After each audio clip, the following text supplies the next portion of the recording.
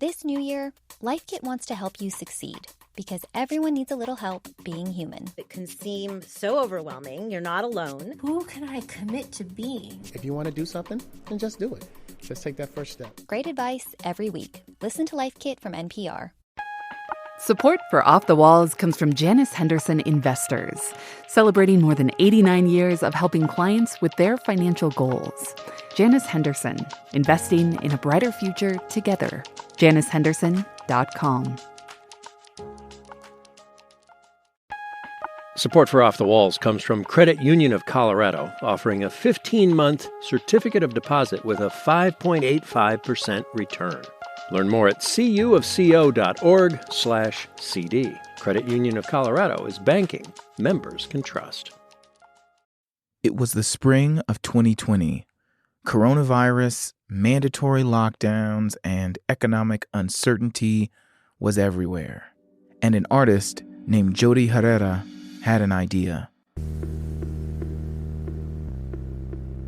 I had this opportunity to create a mural in 5 Points in what they call as the Rhino Art District, right? Now that it's been gentrified.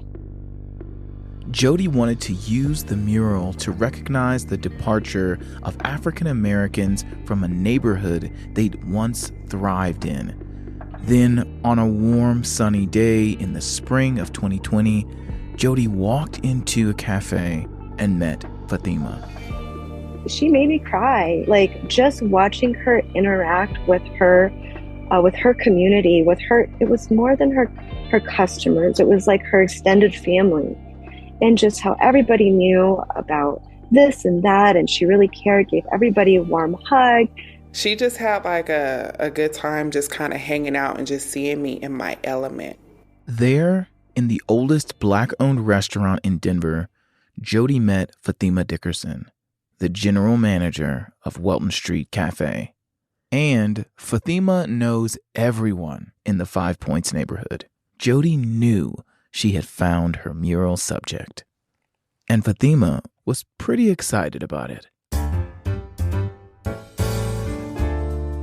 For artists, they have to be able to connect to their subject, and had she not known me, or at least spent that little bit of time with me, they wouldn't have been able to produce what they produced, so it was really fun just to know that she's in a space where she's doing beautiful art and recognizing beautiful women of color, and so there was connection there. The connection between these two women created a spark. Jodie knew that this meeting was special. She found a kindred spirit in Fathima, and it made Jodie think of a question she had been struggling to answer. How do you define community? Is it a place, a specific group of people, a neighborhood, or maybe it's a person? What makes community community? This is Off the Walls, a podcast from Denverite and Colorado Public Radio about the stories and the people behind Denver's street art. I'm Kibwe Cooper. I'm a podcast producer, musician, and art enthusiast who recently moved from the Midwest. I'm Emily Williams. I'm a podcast producer and a journalist, and I love stories about history and art.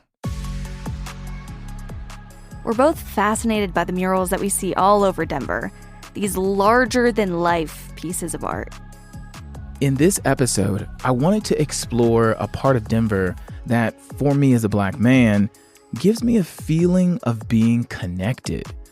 The historic 5 Points neighborhood was once known as the Harlem of the West, with jazz legends like Billie Holiday, Louis Armstrong, and Miles Davis playing in the local Black clubs.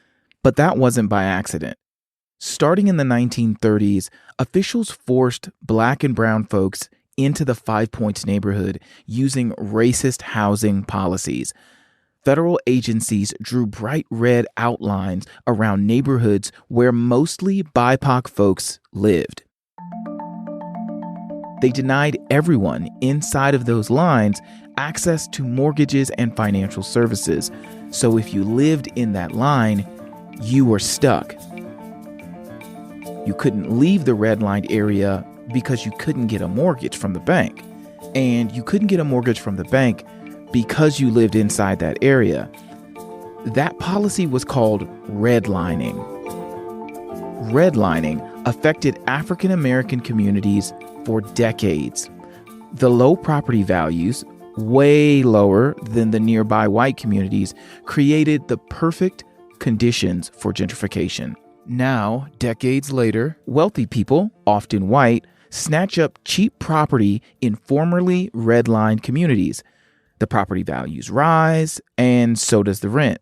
So the neighborhood you used to know and recognize starts to go away. This was the Black community. When you talk about Black entrepreneurship, there was the shoe shine place, the shoe repair place, Mr. Joe's, Minerva's Hats. She sold hats and other nice dresses. There was a gift shop. There was an ice cream shop. There were multiple Black eateries down in the points. It was community. Though there were many changes to the neighborhood, gentrification couldn't erase Black culture or Welton Street Café. So, Emily, what do you think about Jodie and Fathima meeting at the cafe? What you just described to me is a very feminine energy. Yeah. So I like to, of course we weren't there for that meeting, but imagining it, I just feel like I get that. Yeah. Especially if you meet, I don't know, another woman that has that kind of similar energy. Mm-hmm.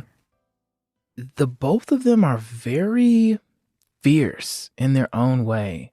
You know, they're not the type of person who has to be the center of attention. Oh, but they could be at a moment's notice. Jodie talked about wanting to create some sense of justice within marginalized communities that deserve to exist and to be acknowledged. And she does that in a fine arts way. And so she brings this humanity and she presents it in this tapestry of colors and symbols.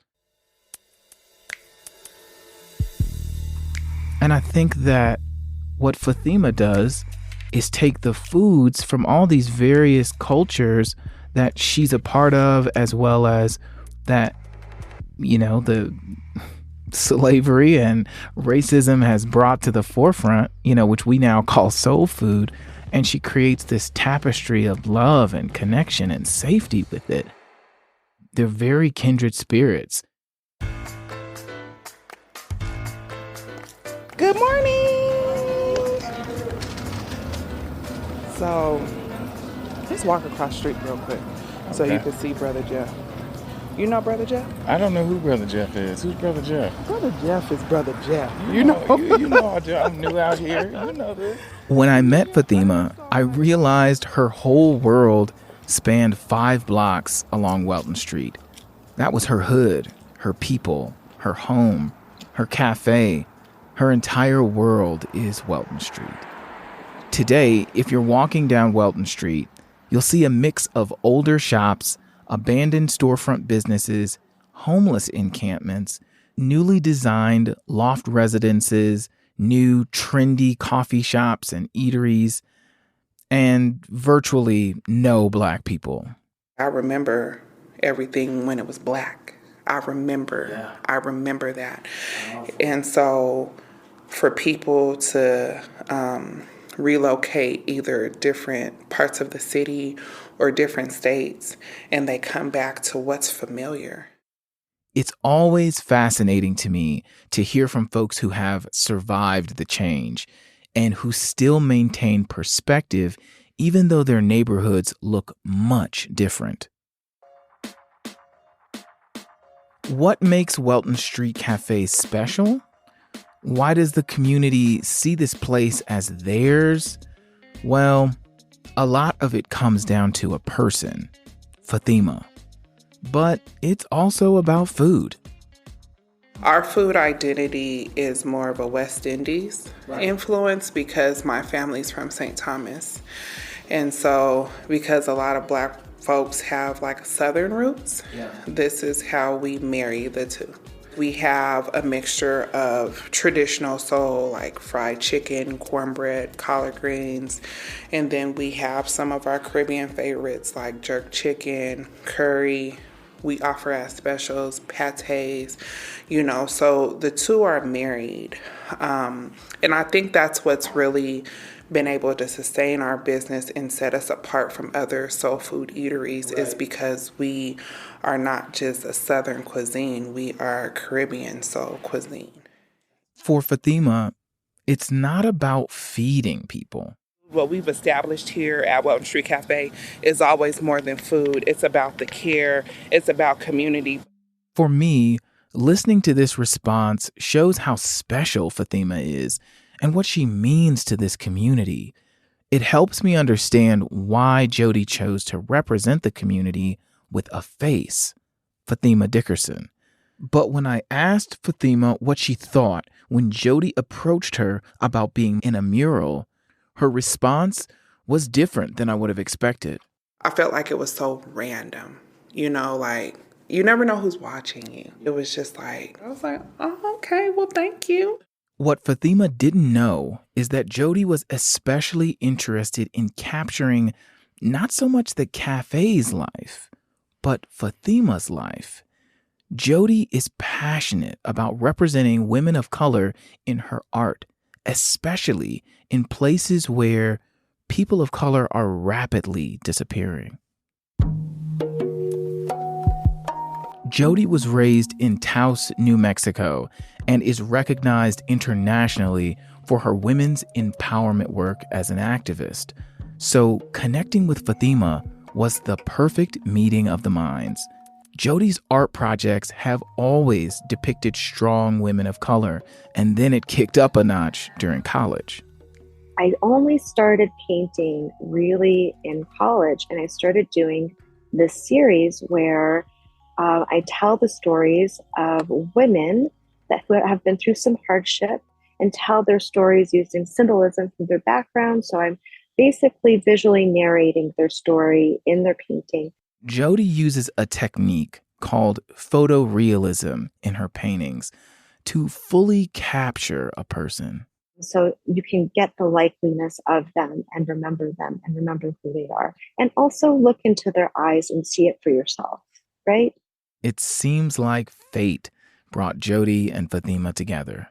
One thing that, we really can connect on is just having pure love and being pulled by our passion to create justice and to create space for marginalized people and for our own experience, right? That not only do we belong, but it's beautiful and it's rich and you have the opportunity to see it, or it could be upsetting and your demise if you don't. You know what I mean? But I think that's what kind of we hold in common, is just being able to have the passion to be able to just create some sense of justice and also space for individuals and cultures that need to thrive and exist and be acknowledged, right? For Jodie, there was something about Fathima that reminded her of her own childhood experiences, learning to believe in herself. Learning from my mom, just learning how to stand my ground in what I believe in and to believe in myself and work hard towards that. And also know that you can make a living off of your art. It was really important to see that as a especially as a woman of color. And so she's a badass. Jodie knew she wanted an urban, ethereal edge to her fine art photorealistic style for this mural. So she brought in a painter named Miles Toland. He's from New Mexico, too. As soon as Miles heard about Jodie's project to paint Fathima, he knew it was right up his alley. She was easy to work with. She's just such a bright spirit. It was a hell yes. It was an easy project to dive into. Miles was coming into this project from a very unique place. A lot of my work where I feel the most imaginative is like right after I wake up in bed, but I'm still in that liminal space, sleeping and waking. And I feel like I can sort of consciously guide my dream side, kind of kicks into gear and starts just like bringing these really wild ideas into that project space. With the team set, they began the process of creating the mural.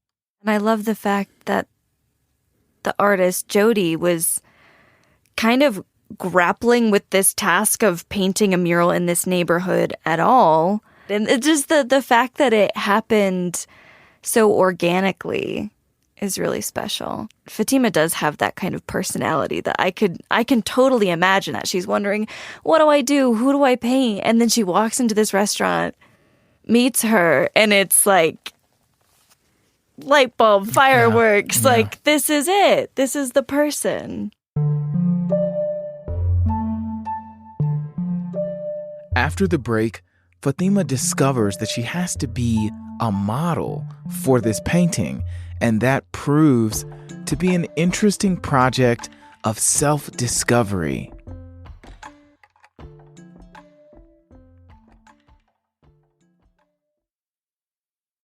Hey, it's Kibwe. I wanted to let you know about a collaboration we're doing with Apple Maps. It's a guided tour of the murals and special places you've heard about in the show. To check it out, go to apple.co/offthewalls. You'll find a guide to some of the coolest public art in Colorado and photos of the murals we talk about in Off the Walls. That's apple.co/offthewalls.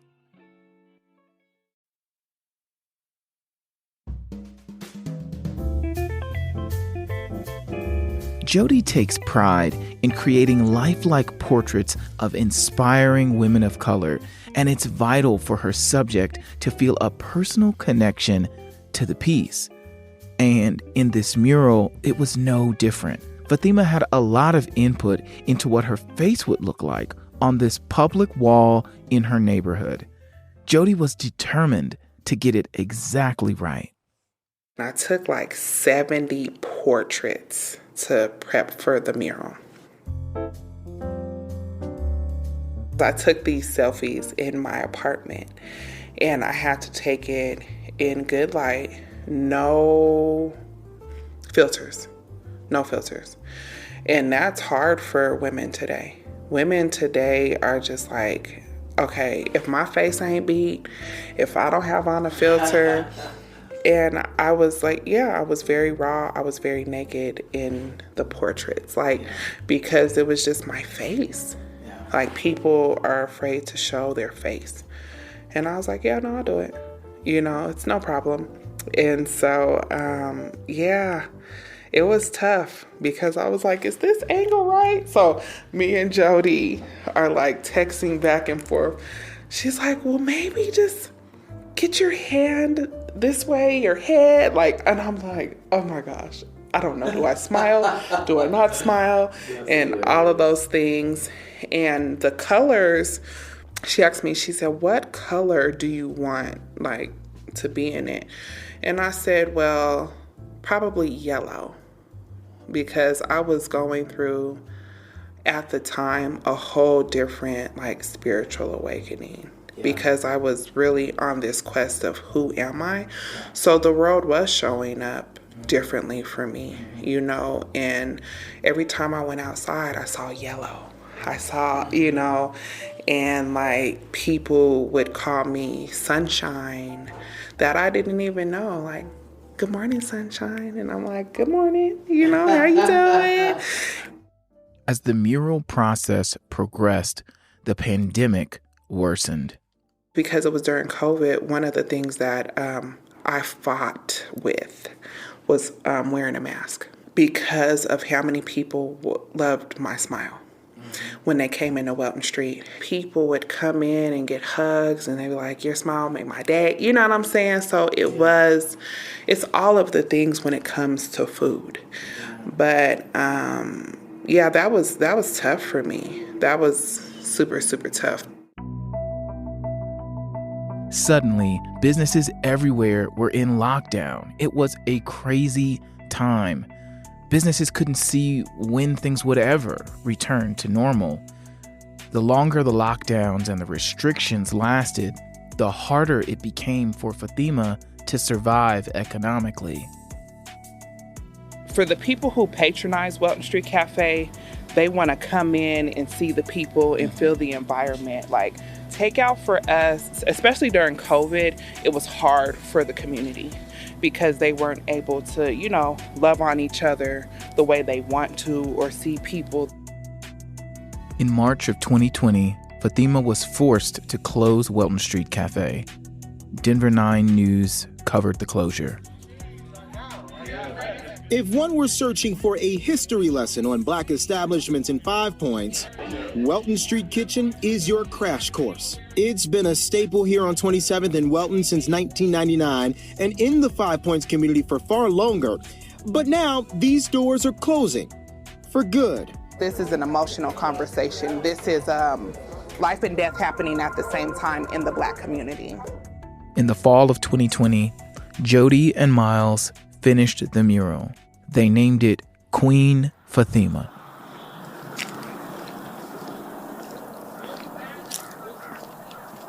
I'm standing in front of the Queen Fathima mural, and from top to bottom, you see this earthy green colored painting that gradually, as it goes down towards the parking lot, it turns into a bright yellow. And at the center is a photo, a painting of Fathima Dickerson's face. And her eyes are closed, and she looks very stoic and peaceful. And she's wearing a head wrap, which is actually a flower. And there's text that almost looks like Sanskrit. And it says, "Food for the soul, Queen of 5 Points," with Fathima's face right in the middle. It's absolutely beautiful. They were able to capture so much of her strength and also so much softness in the features of her face. Her eyes are closed in the painting, but she just looks so peaceful. And this beautiful head wrap, I grew up seeing all these head wraps. My sisters, my mom, so many of my dear friends and aunties, all these Black women, they wore these head wraps to keep themselves cool, to get their hair off of their neck, and just to jazz things up. Standing in front of the Queen Fathima mural, I got this weird desire to hug the wall. I didn't, of course, but I wanted to. Seeing Fathima, a Black woman, honored in this way really made me feel validated. Fathima isn't a celebrity or a famous musician. She's not a trope of wokeness. She's a real Black woman whose service, whose love has created so much joy in her community. That's honestly all I've ever wanted. So in some small way, her acknowledgement is a win for me too. Fathima and the Dickerson family are still serving at various events and community lunches. They're determined to keep Welton Street alive, and they have help from their dedicated team. Leah Andrews, who's the social media manager of the now traveling Welton Street Café, says serving the community is how you stay relevant. And she's known Fathima for a long time. That's why we pulled up to Dazzle tonight, because we thought about it. It's summer, there's music, there's Black folk. Shout out to, again, same cloth. One of the singers went to East High School. We all went to East High School. Fathima went to East High School. We're all Denverites. And that's also what I think about, is we have to hold on to the staples here in Denver. But for Fathima, it's just not the same as the old cafe experience. The Welton Street Café experience is something that you have to be there. You cannot, you can't go to that 7-Eleven and that 7-Eleven and, that Chick-fil-A is the same. It's not the same. And so we're not aspiring to be everywhere. We're aspiring to be here and make sure that we are able to use our legacy to save this community. So, after a few years of catering, Fathima has done the unthinkable. The community has raised money, and Fathima herself has thrown everything she owns at financing Welton Street Café at a new location on Welton Street. That's where I met Fathima for the last time. I brought a photographer with me as we explored the new space. What are you doing? Hey man, I'm here to take your picture with him. Really? Yeah, we're colleagues. So, right here, we're on 28th in Welton. This is about a block and a half north from our longtime location on 27th. And this corner is coming along. So this space is actually over 3,000 square feet. And so this will double our capacity from the old Welton Street. This is our little waiting area. This will be some windows here. This space right here, we're gonna have a larger table for people who want community or. While the new Welton Street Café is under construction, seeing that mural keeps Fathima more determined than ever. It was my blossom season. I was opening up to become this woman, that I'm still riding this wave. I'm still not who I am yet, but love always exists and it does not change. It does not go anywhere. So we started the show looking at the meaning of community.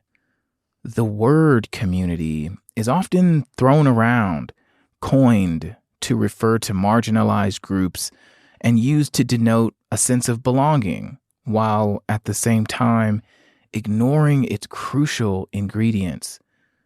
Looking at the Queen Fathima mural reminds me that community equals love, respect.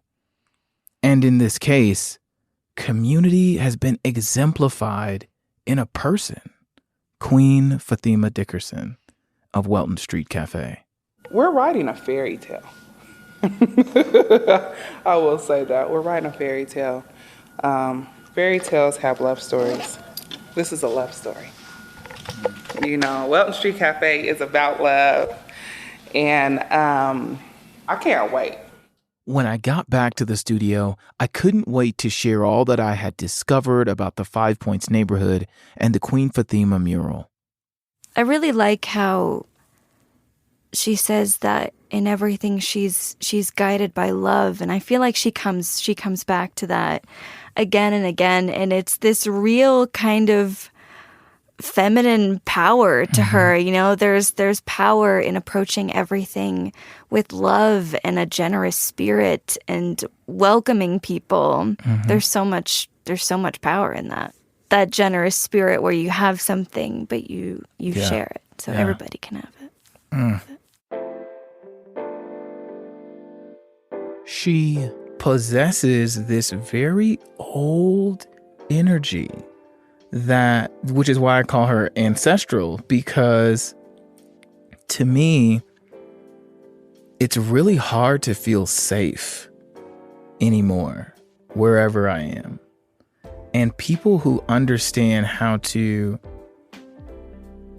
provide safety from your own anxieties and the world and everything else, it gives you a space in which you can be your highest self because love is present And love makes you want to reciprocate. Love makes you want to do the absolute best that you can. And the way that she approaches things, it kind of quiets the noise of expectation and creates space to only give and receive in love. You only get a few of those people in life. 100%. You only get a few of them. 100%. And when you meet them, you gotta hold on to them. You can find the mural in a parking lot off Walnut Street between 27th and 28th Streets in Denver. You can find and follow Welton Street Café on Facebook and Instagram. You can see photos of the mural on cpr.org. There's a link in the show notes. We're the hosts of Off the Walls. I'm Kibwe Cooper. And I'm Emily Williams. This episode was written, reported, and mixed by Kibwe Cooper. Our editor is Joe Erickson. Brad Turner is our executive producer. Off the Walls is a production of Denverite and Colorado Public Radio, part of the NPR network. Support for Off the Walls comes from Janus Henderson Investors, celebrating more than 89 years of helping clients with their financial goals. Janus Henderson, investing in a brighter future together. JanusHenderson.com. Support for Off the Walls comes from Credit Union of Colorado, offering a new Visa Signature credit card with 2% cashback rewards on all purchases. Credit Union of Colorado is banking members can trust. More at cuofco.org/signature. Hey, it's Kibwe. I wanted to let you know about a collaboration we're doing with Apple Maps.